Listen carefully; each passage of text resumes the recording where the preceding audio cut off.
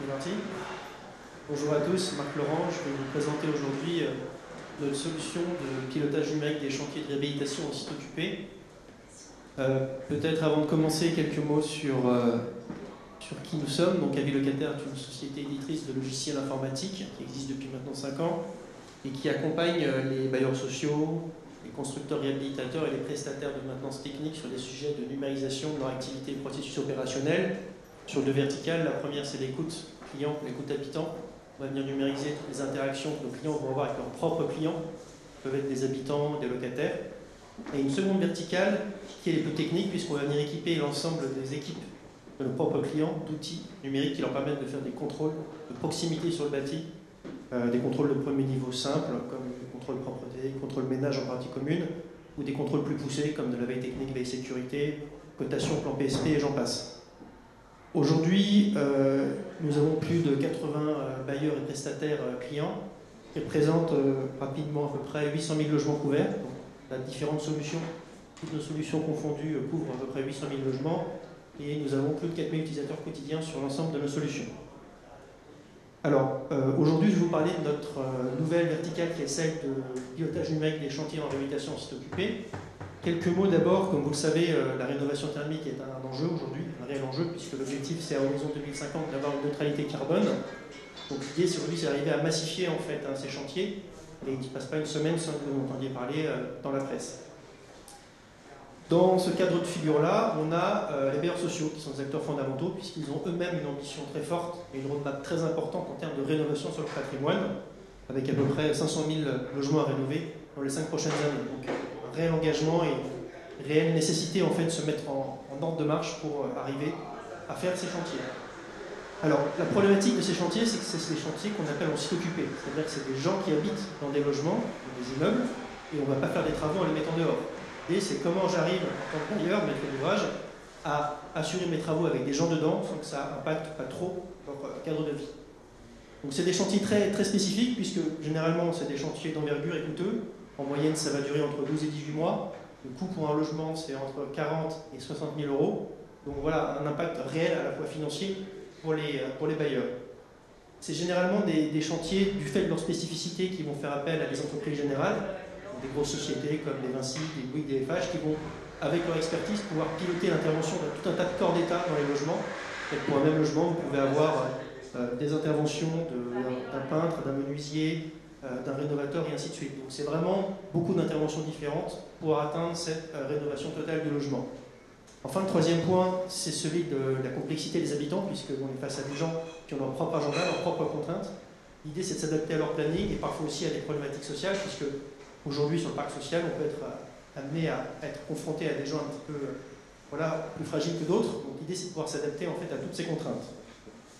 Donc aujourd'hui, sur les chantiers, ce qu'on observe, c'est que pour les conducteurs de travaux, qui sont nos clients directs, à savoir quelque part les chefs d'orchestre de tout le chantier, donc qui vont piloter l'ensemble des travaux, les problématiques, elles sont avant tout opérationnelles. La première, c'est la problématique des rendez-vous.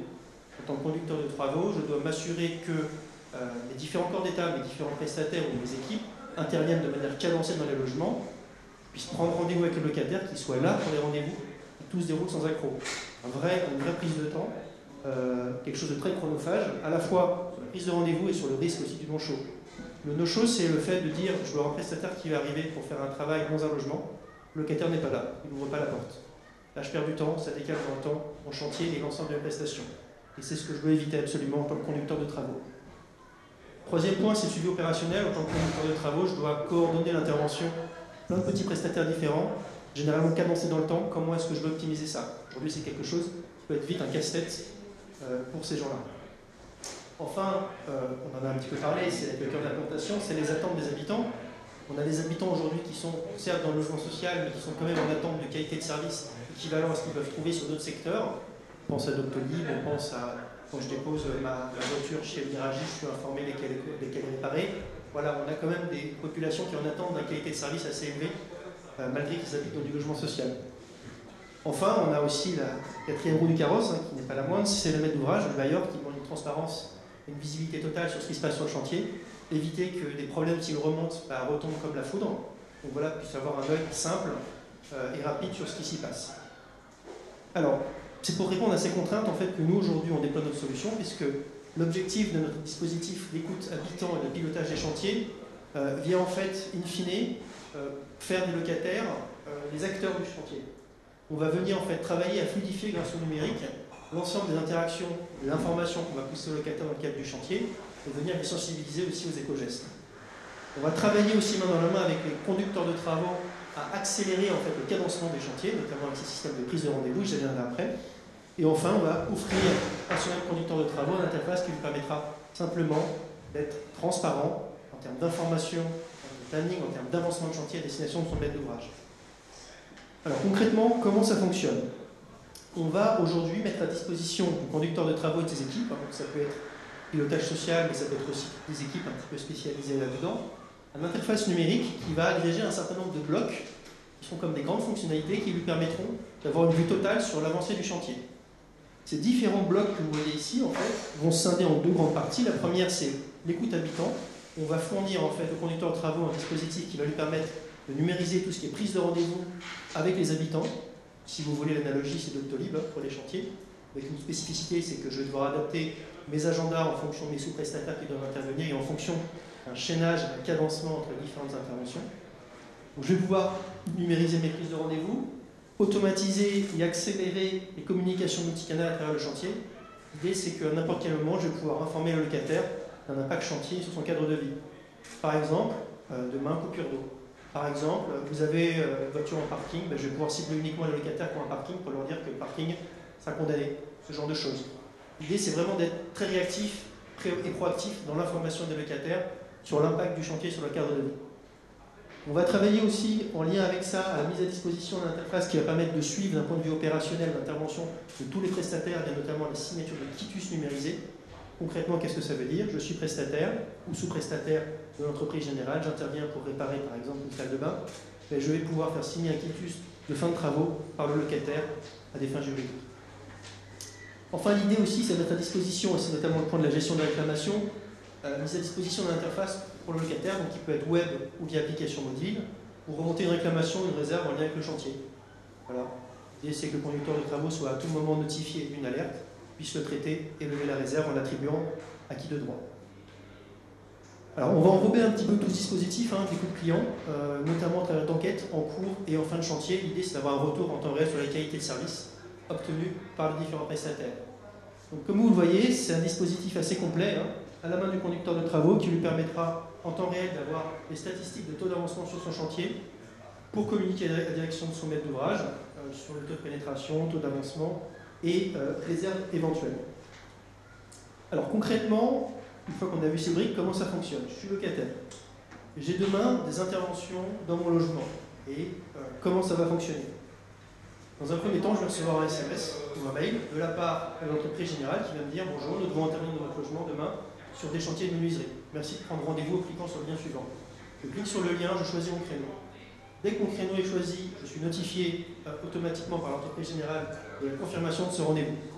Une fois que ça s'est fait, entre le moment où j'ai pris mon rendez-vous, que j'ai été confirmé, et le rendez-vous effectif, je vais pouvoir être informé durant toute la vie du chantier, comme je l'ai dit tout à l'heure, de différents éléments. Attention, on commence les travaux d'aménagement, attention, on va bloquer le d'eau et ainsi de suite. L'idée, c'est vraiment d'avoir cette communication en temps réel. J-X heures avant le rendez-vous, je vais avoir un rappel. Rappel SMS, rappel mail, Doctolib, tout le monde connaît ça, l'idée, c'est la même chose. L'idée de ce rappel, c'est à la fois de s'assurer de la présence du locataire au rendez-vous, mais aussi au-delà de ça, de pouvoir pousser de l'information pour l'entreprise générale. Concrètement, si je reprends l'exemple de travaux dans la salle de bain, on va pousser la veille J-X heures avant le rendez-vous une information au locataire pour lui dire attention, demain nous intervenons dans notre salle de bain, merci de la vider. Parce que si le jour même les entreprises arrivent et que la salle de bain n'est pas vidée, il va falloir la vider, ça va prendre du temps, ça va décaler le plan. L'idée, c'est de pousser de l'information en continu en fait, pour accélérer encore ce cadencement des chantiers. Petit 5, c'est voilà, l'intervention est finalisée, ma salle de bain est finalisée, le prestataire avec son quitus me fait signer le quitus numérique. Si j'ai un problème, je peux le remonter en tant que réserve, mais l'idée, voilà, c'est de clôturer cette intervention directement une fois l'intervention finie avec le prestataire. Et enfin, l'enquête, le lendemain ou 2 heures après l'intervention, ça dépend du cadencement qu'on souhaite, je reçois une enquête, je remonte mon avis. S'il y a un problème de nouveau que je n'ai pas anticipé ou que je n'ai pas vu au moment de la signature du quitus, je peux le remonter. Donc, comme vous pouvez le voir, voilà, c'est tout un écosystème mis à disposition du conducteur de travaux pour à la fois faciliter et fluidifier les informations avec les habitants, mais aussi piloter ses propres prestataires. Donc, les avantages, ils sont assez évidents pour les habitants, c'est capitaliser sur le numérique pour pouvoir effectivement leur donner plus de flexibilité, plus de fidélité dans les rendez-vous, possibilité d'annuler, reporter, remettre des rendez-vous en tant que tels, les impliquer dans la vie des travaux. Un locataire, ce qui est intéressant, c'est aussi de pouvoir le sensibiliser aux éco-gestes. On verra après, on peut travailler aussi avec d'autres sociétés tierces qui peuvent pousser des bonnes pratiques. Et voilà un petit peu cette dimension-là qu'il ne faut pas oublier aussi. Et enfin, la possibilité de faire remonter simplement des informations suite aux interventions. Alors, quelques petits chiffres pour terminer. Aujourd'hui, on travaille avec des grands groupes comme le groupe Eiffage, bientôt Vinci et Bouygues. On est déployé sur plus de 20 chantiers. On estime qu'on travaillera sur une quarantaine de chantiers d'ici la fin de l'année. On a aujourd'hui, dans l'usage de nos solutions, un taux de satisfaction habitant, donc locataire très élevé, 95%. Le risque et la crainte qu'on avait en lançant l'outil, notamment à l'origine avec notre premier partenaire qui était Eiffage, c'était une saturation en termes d'information à destination des habitants. On recevait une notification très régulièrement sur les avancées chantiers. On avait peur que ça passe mal, on ne passe pas auprès des locataires. On se rend compte que ça passe bien. En tout cas, voilà, ils sont très, très contents d'être informés de tout ce qui se passe dans leur quête de vie. Deuxième point que je pense important de remonter, c'est le taux d'engagement. On peut, dans le logement social, dans le cadre des rénovations, être amené à interagir avec un public qui peut être fragile. Et la crainte, c'est de se dire, en fait, est-ce que les gens sont connectés? Et est-ce que faire du tout numérique, c'est une bonne idée? Parce qu'au final, on va perdre des gens. Ce qu'on se rend compte aujourd'hui en termes de retour d'expérience, c'est qu'on a des taux d'engagement assez importants, de l'ordre de 70-75%. Qu'est-ce que ça veut dire? Ça veut dire que 70-75% des logements, en fait, vont répondre, vont interagir avec nos outils. Donc, en fait, l'appropriation du numérique est assez facile aujourd'hui. Alors, ça n'empêche pas qu'il y ait un reliquat. Ce reliquat, généralement, c'est des personnes qui sont âgées, qui n'ont pas accès au numérique, des personnes qui sont un petit peu marginales et qu'on ne peut pas toucher. Alors, on peut tracer toutes les informations, mais on ne va pas pouvoir les toucher dans le numérique. Ce qu'il faut avoir en tête, c'est que ce reliquat, en fait, notre solution va permettre de les travailler de manière plus précise. Concrètement, pour un conducteur de travaux, ils sont pris une tâche sociale, et 70-75% des gens qui interagissent, j'ai pas besoin d'aller dans la profondeur avec eux, d'approfondir la relation. Le reliquat, en revanche, oui. Et donc là, en fait, ça nous permet de cibler, de passer plus de temps avec des personnes potentiellement à problème qu'avec des personnes qui ne le sont pas. Donc, gain de temps non négligeable. Enfin, dernier point, c'est le gain de chantier, puisque nos clients, c'est les entreprises générales. Là où nous attendons, c'est sur notre capacité à la fois à fournir un écosystème qui fonctionne, mais aussi accélérer les chantiers, gagner du temps, notamment sur la prise de rendez-vous, présence des locataires. Ce qu'on observe, et je terminerai par là, c'est qu'on a un vrai gain de temps.